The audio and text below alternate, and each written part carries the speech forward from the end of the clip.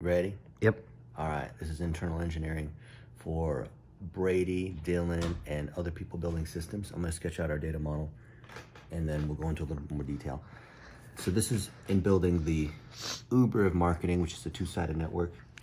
The first thing we have is an account, and there's several types of accounts. One is going to be the client, who's the customer, the person paying money. There's also a worker account, which can be a freelancer, a VA, the person who's doing the task. And mainly it's going to be between these two types. And I guess technically there could be a third account because there could be the agency, or you can think of it as the pimp, right? Because the agency has clients and then has workers that are servicing the clients. Big pimpin'. Yeah. And there's also maybe like a super admin or different levels of admin, because there's us that's watching over the entire system. And you could even have within agency several different levels, because in an agency, you from the client level, you have people that are, you have an account manager who is looking over a series of accounts, and then maybe even a manager who's managing account managers, and then like the agency owner, all the way up to us as super admin. So I think that would be 4 or 5 levels potentially on the agency side. So the client is the one, just like on a Fiverr, where they're paying for tasks. Most of the time they're going to be paying for tasks with an agency as the one who is offering it, and then the worker, of course, is doing the work. You might have clients that come in and buy a package, and packages are combinations of tasks. So obviously with an account you have registration, username, passwords, attributes, things that come in with when they OAuth, in with their different kinds of permissions. So we already have that in the dashboard. So my hope is that we can just leverage the data model we have down here. Then we have what Brennan has already with the idea of a task. And a task is going to, of course, have its own ID and other attributes associated with it, such as the associated piece of training, because anything that's a task has to tie to some kind of training on how it's being done with different examples. We have this 1,000 task library, which is showing how all these pieces fit together. And usually it will be part of a package. Although tasks could be and will eventually be a la carte, where someone, well, right now we want people to come in and they want to buy, they buy a package. Like the package is the 3x3 grid, which is 9 videos, but the a la carte could be just one of these 9 videos. And you could even have like a package within a package, such as they buy this launch package, which includes 6 different sub packages that each are composed of different tasks. So we could nest the task through different levels in the same way we have nested levels in agency stuff. There's other attributes associated with the task, like the price, that's the public price, like the menu price, $20 to get that the customer pays, right? The client pays to get the video edited. And then there's the price for the worker. So the worker generally will get 30% of that particular task. And when you add up the price of the particular tasks within a package, that of course gives the price to the worker. So let's say that, for example, we have a package to edit 9 one-minute videos, and the public price is $200. Then the menu price, or sorry, then the worker is going to get, whatever, 30%, $227. Right? They get, is that right? 27? No, that's not. $60, right? But on an individual task level, right? The individual task is $20. Then they would get $6, right? So obviously you can add up the price of different tasks to get to the package, but generally the worker is going to get 30%, sometimes more, sometimes less. There's going to be stats associated with the task, but this is really going to come in another part where we're calling analytics. And this part we've already done very well, so we've got to figure out how we're going to link these pieces together. Analytics is driven by third-party systems for the most part. So we will have separate fact, basically transaction level data that will come from the structure that we already have no control over, but because it's third party, so there's Google Analytics, there's Facebook ads, there's email level data, there's, all the other ad networks. So you could say, Snapchat's data. And the cool thing is that when you have these ad networks, Snapchat, LinkedIn, there's also billing. Billing is going to be huge. Billings is a whole nother thing, which is why, like Cairo revenue, we want to pull in performance data on customers and what they're paying for, or what the revenue that they're getting as they're selling procedures and all this. What we already have is it's a good chunk of account data. We have task data driven mainly through Basecamp, which is the thing we want to replace with Brennan's workflow thing. We have a good chunk of analytics. Analytics and ads are kind of the same thing. And then there's another dimension of content. So content is closely tied to tasks and is closely tied to analytics. But this is going to be where we're collecting stuff that is either natively created by the client. So there's going to be some kind of native ID, like they made a Facebook post. They made a 1-minute video that we pulled off their phone. So either it's natively already posted or they had to create it for us. And there has to be the primary key of natively where they posted it if it was posted on Facebook. And then there is let's just call it the, blog ID, or let's say there's a video ID where we're taking this raw content and we're turning it into a blog post. We're turning it to a video. We're turning it to some kind of cross-posted content. So we basically just get more distribution. The cleanest example of this is a tool that we have developed that is sucking down all of their Facebook posts when it's from their page and then literally just turning it into a blog post, right? There's not really much translation, not much logic, but some of this content may go back into the workflow system because we need it to be edited, right? So it comes over as a task to be edited and then turned into these other things based on the training we have associated with it. Okay, so the underlying data model, of course, this is like a very meta description of what we need to have, but you can understand how these different pieces need to tie together. From the database level, we have a ton of APIs that are already pulling from a bunch of different data sources. What I want you guys to take a look at is what we've done with Billie Jean. And this is our new dashboard. We have our legacy dashboard, which is the stuff that we built for like Nike and Red Bull and all this kind of stuff. And you can just call that, this is the old one, but we're trying to combine both of them. The old one has a more complex data model for analytics and largely visualization of how we want to look at the data. Cool things like mapping, and then we have these other things that aren't really integrated but need to be with visualization, but most of this is going to be, the legacy one is more about how it looks, and this new one is on performance, where we have Stripe and Kajabi and other things. Oh, I forgot, there's one more piece here that needs to be at the same level as all these other items, and we'll just call that revenue. So this is tied specifically to the client.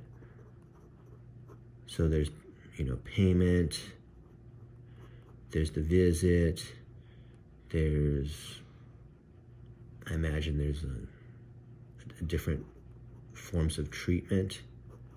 Because maybe someone comes in and they have 5 things done, and there's a payment for the 5 things that are part of some package, like the massage and the adjustment and other pieces that come together. And of course, these all have attributes like what customer was it for, and what date they came in, and what doctor saw them. There's we want to be careful about customer versus client, because we're serving the client, who is, say, the chiropractor, but the chiropractor's client is called the customer. So this can be tricky because we have multiple levels deep. And for the most part, we probably don't need to know so much the customer's name, but we will have to be able to match that back to the ads and analytics. So this is where we have to figure out matching. So that's where we have so to match when we're spending money here to the revenue, that's when we need like a UTM parameter or some kind of link tracking code or something. Or even if we can't match at the customer level, we can go based on an offer ID, a coupon code, a URL that lets us know that, or even here, like, hey, mention Tristan and you're going to get 15% off, whatever it is. Then we just know that it came from this particular thing, but maybe we don't have associated down to the customer level. So this creates sort of an attribution issue, but we'll talk about that a bit later. So if we have all this underlying data here, then there's our logic level, application level, where we have to perform various functions to calculate. And the app is what most people from an engineering app building side, they spend most of their time thinking about, what the thing has to do, but I'm thinking more from the data level. And I'm going to sketch the app thing in just a minute. And then the UI piece is really what customers are thinking about.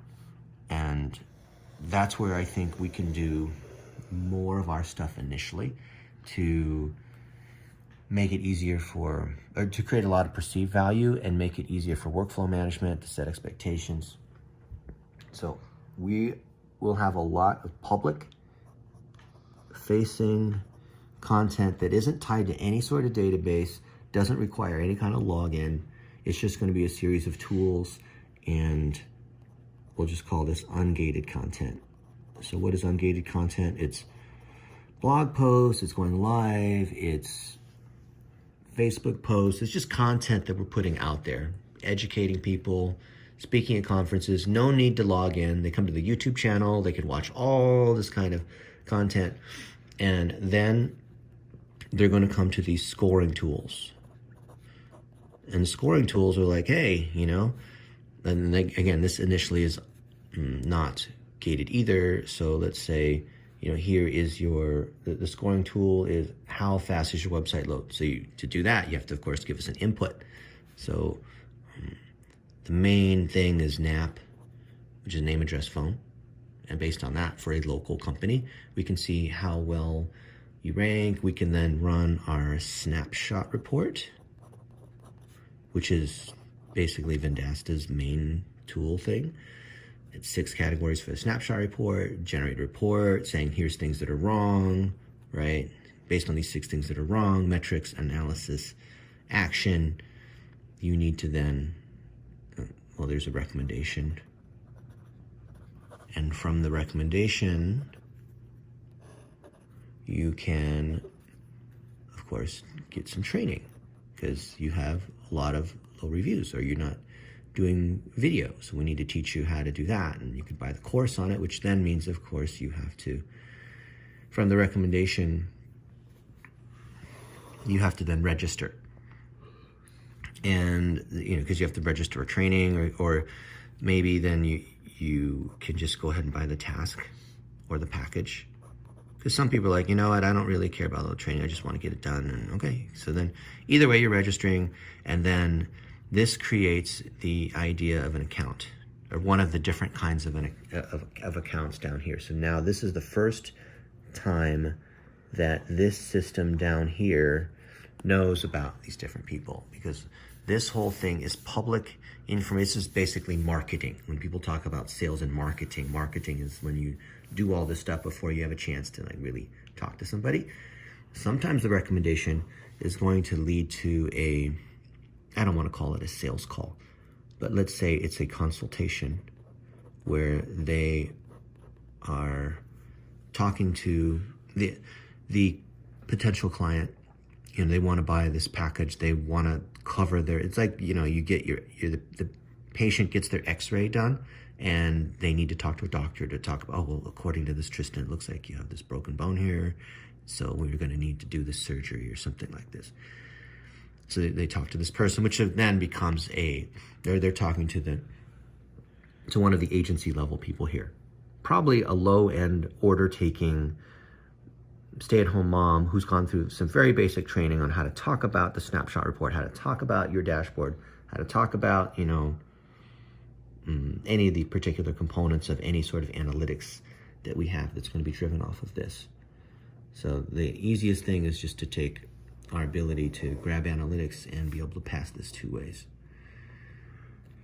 The account creation can be at multiple levels. Mostly it's going to be for the specialists who are, and a specialist is any kind of worker. So I'll use worker and specialist. It's someone who wants to make money doing digital marketing by doing tasks, by getting certified, doing the training.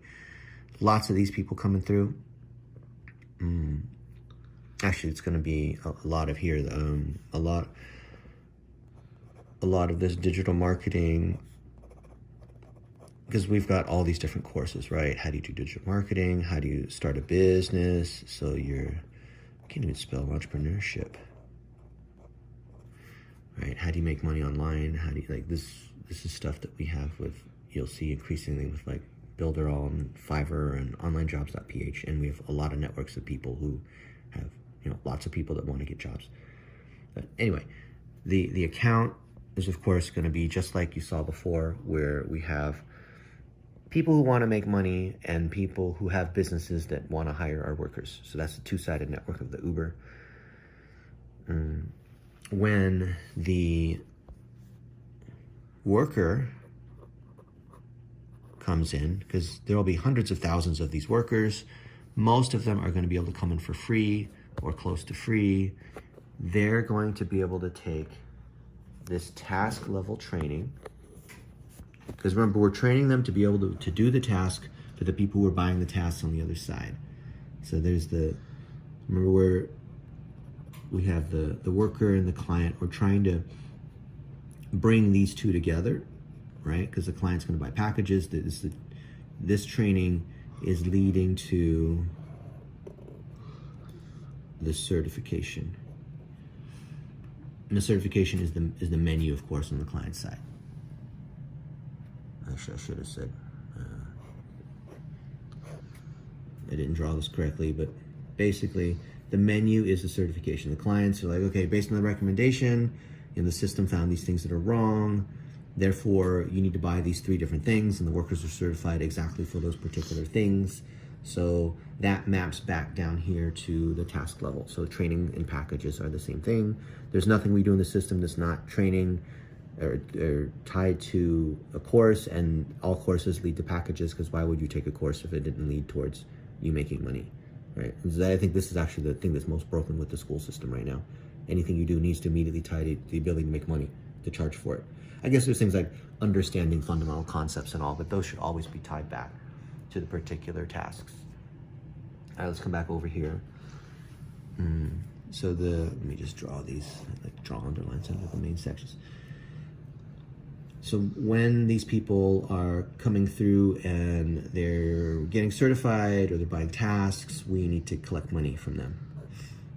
And a lot of the micro training is going to be free. It can be, I want to do in LearnDash. Maybe we could do it in Builderall. Maybe we could do it in Lightspeed. I don't like Lightspeed because of the 20% thing that they want to take on the rev share. And also we don't control the data model, and they don't really allow for us to connect different things together, like using analytics to drive recommendations, not possible in there. That's the if-then logic engine piece. Logic engine piece is the big thing. You guys already know a bit about logic engine. And they don't let us take automated action based on what we have determined, which is basically MAA. Now, for this whole thing to work, there's a lot of UI components that we didn't draw out. You know, scoring tools. We want to grade people all day long. Why do we want to grade them? Because that's how we establish a standard, and when enough people are using the standard, because we put it under the name of so-and-so, like under the name of Nifty Thrifty Dental. Nifty Thrifty Dental. Or this just swaps in for whatever it is, right? And we want to also put these things on the subdomains of the different partners that we have.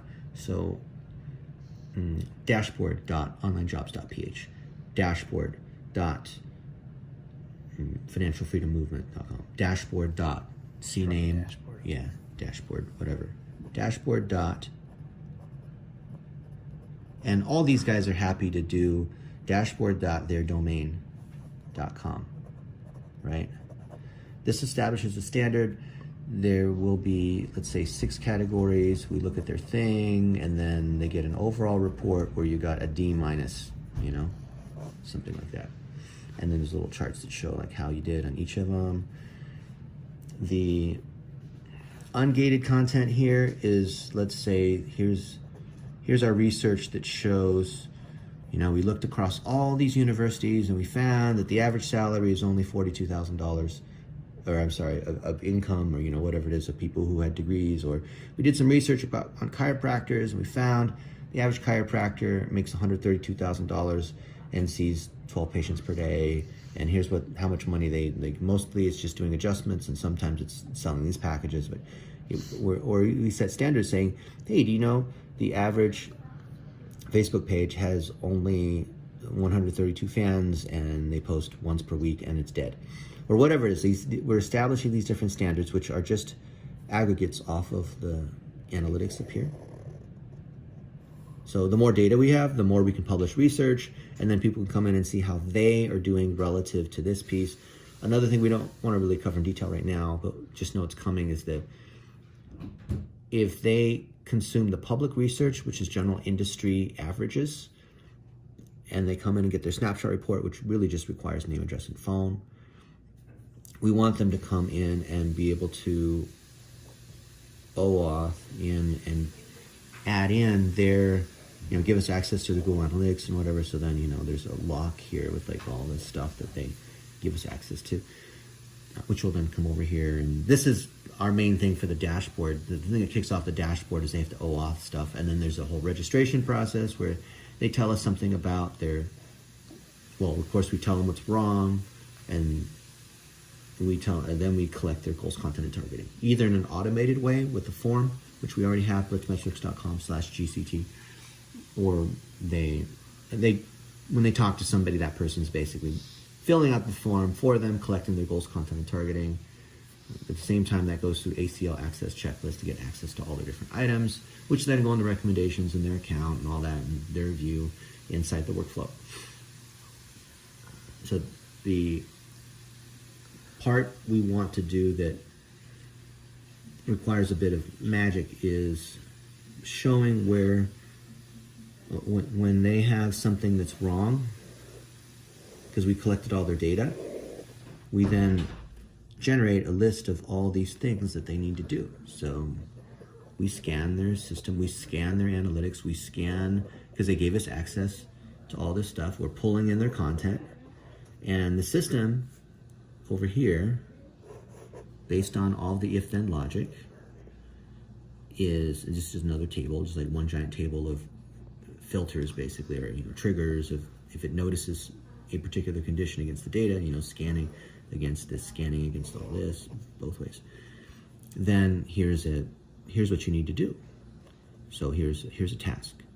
Task A, task B, prioritization we'll give you some rules on which ones to, it was basically weighting, so the highest weighted thing moves up to the top, that they need to do these. And of course, this goes back to the task down here where they need to get the stuff done. So there's certain things we know that need to happen. For example, we know they need to have a 3x3 grid, so 9 videos. Why, how, and what, and explaining what that is, and how this is a 3x3 grid. Tons of content up here explaining what that is.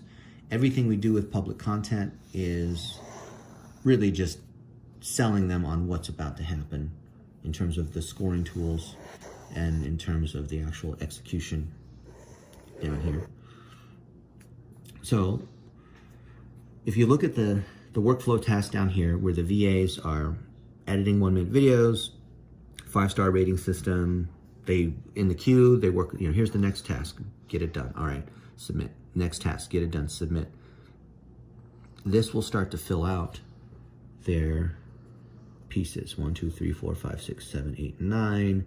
And for the client should be able to come in and see, how they're doing. Do they have 9 of these in here? How are they performing? Because we have the analytics against it.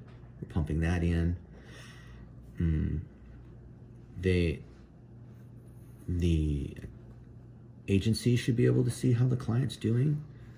So I'll sketch this out another time, but the admin dashboard for at the client level, we want to be able to show. If I'm confusing you, this is a ton of stuff, I apologize. I want you to think of it this way. At the lowest level, there's the task. And the task can be done just like on a Fiverr, onlinejobs.ph, or not on a job site, like an Uber, right? There's an individual task, and it's very clear because there's one person doing the task and there's one customer of the task. When we roll up that task into a package, there may be multiple people working on different tasks. Because a package is multiple tasks, one person usually won't have the skill to be able to do video editing and running ads and talk to the client and do like whatever. In some cases, and Brady was smart to mention this, if a particular client submits these 9 videos, you probably should have the same video VA editing all those same videos, because it wouldn't really make sense to have 9 different people working at, because there's a lot in common. There are different levels of video editing that we have 3 different levels, like basic, intermediate, and advanced. So if you have a junior VA who's working on this one thing, but it requires an advanced task, whatever. But I think Brady, we already talked about what that piece is. So that the work that's being done, then these are all levels of roll up. Then the account manager should be able to see what's going on at the cost and the revenue level, right? From a client, or sorry, from the agency side, they should be able to see the roll up on cost, revenue, and time, task, package, up to the account manager, up to, let's just say for now, the agency owner, because the agency owner has multiple account managers who are then supervising clients who have packages and different tasks. And then we say super admin. And super admin is us looking across all the, like it's God mode, right, for Uber. So what I'd love to see in the next phase is we take the workflow for the SOC ordered system and whatnot, and you can use whatever language you want building on top of it, and I want to start to see this agency admin roll up as the next piece. So if I go, 1, and this is where we are now, 2, I want to see this agency roll up thing, because then we can apply different rules to analyze profit, because profit is revenue minus cost is profit, pi, Latin pi, whatever. And then I want to be able to see how this looks, because we're going to take these tasks and put them into a UI to show, here's our 3x3, and here's our 6-phase SAE, social amplification engine. This is basically a UR here, right? Here we start here, and then we're going to move here, and then we're going to move here, and as we get tasks done, which are based off of this, we want the client and the agency owner to be able to see, like, oh, I bought this Launchpad package and I'm here, now I've gotten this done, now I'm over here. And for the system just to send that out to them, we would love this to live in the dashboard where they can see all their different stats. But the stuff we have here for these dashboards is a little bit too complicated. So if we release all these stats to people, they will get super confused. So let's recap what happens from each of these account level views. The worker, who is the person who wants to make money doing digital marketing, they consume this public content, which is meant for the clients as well as for the workers, because they have trust in Jake Paul and Fiverr and all that. They want to get certified because we promote all these people who've gotten badges. We tell their stories about these moms who are now working from home and they're using Builderall and whatever, or they're with Marshall Silver and now they're making money because they're talking to clients and they have a whole team of people that's doing these different things.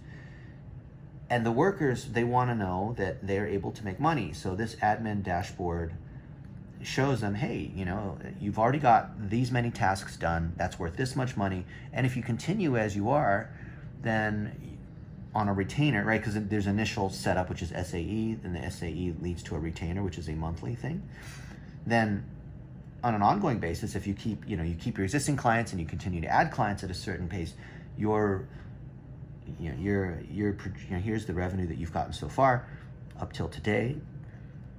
And then here's your projected income here, some number, right? It's $8,000 a month. Wow, that's pretty cool if you just keep what you're doing, that's pretty good because you keep your existing clients, you keep adding more clients.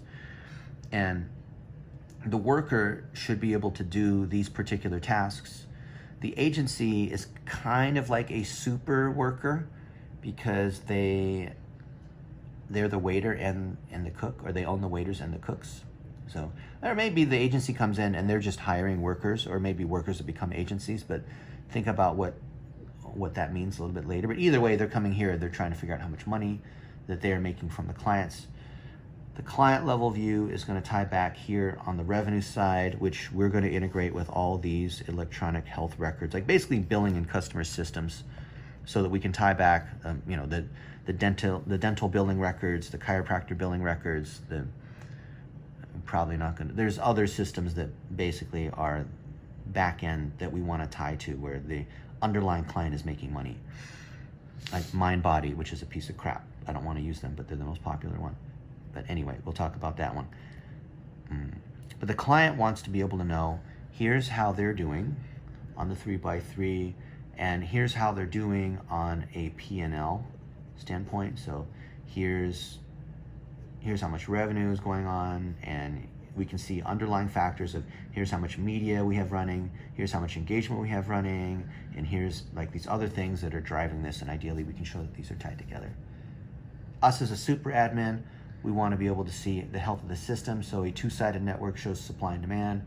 We want to be able to show that our supply is working in addition with our demand. In other words, the amount of workers is in line with the number of clients that we have in proportion as we grow both sides together.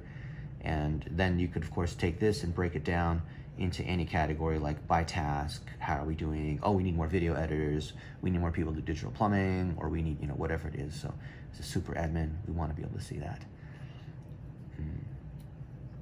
Brennan has this task-based system that we want to expand out.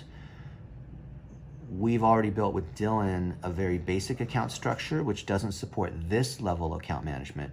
We have analytics, but of course it doesn't tie together here. And we have not done this content collection piece, so it's wide open. We have not done this revenue piece, so it's wide open. So I want you guys to think about how these pieces fit together. And of course, ask me any questions you have about this. Thank you.